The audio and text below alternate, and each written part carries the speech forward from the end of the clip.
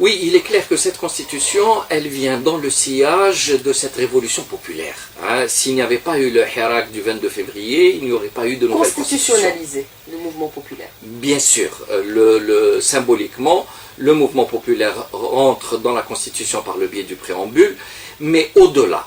Le Hirak avait un grand rêve pour le pays, c'est construire un état de droit, c'est changer réellement de régime, changer de système.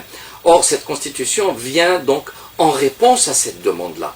Mais vu la conjoncture aujourd'hui, où une bonne partie du mouvement populaire est encore un peu dans l'expectative, certaines franges même du Hirak sont complètement contre, et donc il faut préparer un climat politique et un climat psychologique pour que cette constitution appartienne à tout le monde, que cette constitution soit consensuelle, et donc il faut qu'il y ait une participation de l'ensemble des citoyens. Et c'est là où peut-être certains pensent que cette constitution est venue un peu tôt, le climat politique n'est pas complètement apaisé, qu'il y a encore des détenus d'opinion, et qu'il s'agirait peut-être de préparer la base politique et psychologique pour régler ce problème-là. Donc, de mon côté, je pense qu'il ne faut pas tarder par rapport à cette constitution, mais au contraire, il faut agir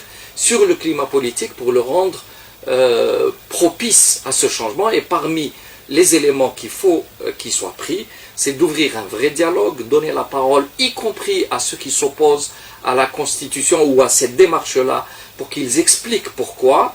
Et surtout, il faudrait que le président de la République, avant l'Aïd, je l'espère, fasse un geste par rapport à ces nombreux jeunes qui ont...